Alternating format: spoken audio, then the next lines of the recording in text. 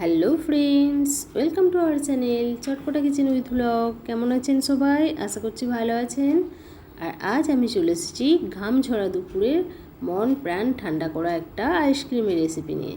তাও বানাবো আমি ফল দিয়ে। আর সেই ফলটা হলো পেঁপে, পাকা পেঁপের আইসক্রিম। দারুণ মজাদার, দারুণ টেস্টি। আশা করছি ভালো লাগবে। ভালো লাগলে স্কিপ না করে পুরো ভিডিওটি দেখার অনুরোধ রইল। চলুন তাহলে আমরা রেসিপি তৈরি করি। রেসিপিটা তৈরি করার জন্য আমি একটা পাকা পেঁপে বীজ আর ওপরের চপাটা তুলে নিয়ে এইভাবে টুকরো করে নিয়েছি। এবার আমি একটা গ্রাইন্ডারের বাটি নিয়ে নেব আর তার মধ্যে দিয়ে এটা ভালো করে পেস্ট করে নেব। আমি একটা বাটি নিয়ে নিয়েছি। এবার এই বাটির মধ্যে কেটে রাখা টুকরো করা পেঁপেগুলো এর মধ্যে দিয়ে নেব।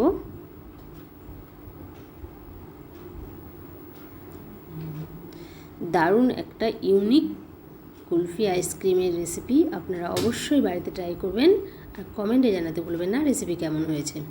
এবার এর মধ্যে আমি দিয়ে দিচ্ছি পাউডার সুগার। এখানে যদি পাউডার সুগার না থাকে তাহলে আপনারা চিনিও দিতে পারেন। আমি এখানে 2 চামচ পরিমাণে নিয়ে নিয়েছি। পেঁপেটা অনেকটাই মিষ্টি, তাই অল্প করে চিনি দিলেই হবে। আর নিয়ে নিচ্ছি 1 প্যাকেট পাউডার মিল্ক।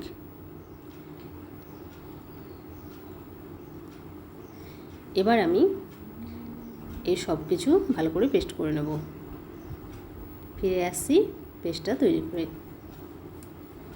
দেখুন এটা আমি পেস্ট করে নিয়েছি। দেখতেই পাচ্ছেন কতটা সুন্দরভাবে পেস্টটা হয়ে গেছে, একদম স্মুথ। এবার আমি আইসক্রিমটা বসানোর জন্য একটা ছোট্ট স্টিলের গ্লাস নিয়ে নেব। আমার কাছে আইসক্রিম বসানোর জন্য পাত্রটা নেই, তাই আমি একটা গ্লাসের মধ্যে দিয়েই বসিয়ে নিচ্ছি। এবার এই পেস্টটা গ্লাসের মধ্যে দিয়ে নেব।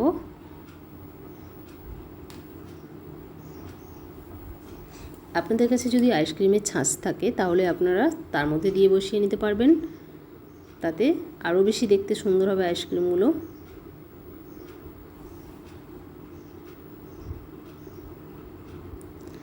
দেখুন আমি পেস্টটা পুরোটাই নিয়ে নিয়েছি। এবার এটা আমি একটা বাটি ঢেকে ফ্রিজের মধ্যে 1 থেকে 2 ঘন্টা রেখে দেবো, ডিপ ফ্রিজে। ফিরে আসলাম 2 ঘন্টা পর। দেখুন কতটা সুন্দরভাবে জমে গেছে। আমি গ্লাসটা উল্টে দেখাচ্ছি, দেখতেই পেলেন ওটা এতটাই জমেছে যে একটু পড়ল না। এবার সাইডটা একটু হাত দিয়ে এইভাবেই ঘুরিয়ে নিয়ে এটার মধ্যে আমি 3টে কাঠি লাগিয়ে নেব। দেখুন কাঠিগুলো নিয়ে নিয়েছি।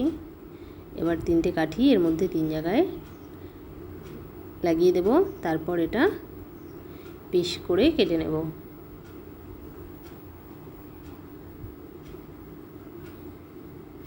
দেখুন আমি একটা নাইফ নিয়ে নিয়েছি। এবার এর সাহায্যে 3 পিস করে নেব।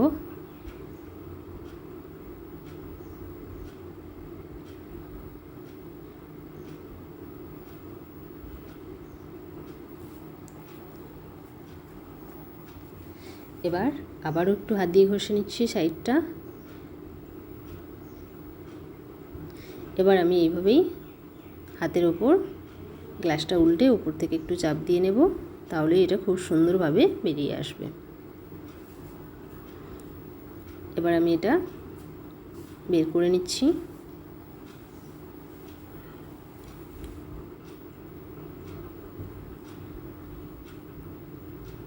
দেখুন এটা কতটা সুন্দরভাবে এটা বেরিয়ে আসে, খালি দেখুন কতটা সুন্দরভাবে এটা জমেছে।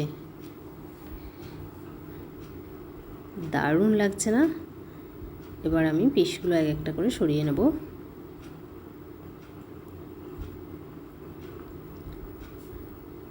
কত সহজে হয়ে গেল ফ্রুট আইসক্রিম, তাও আবার বাড়িতে থাকা উপকরণ দিয়ে।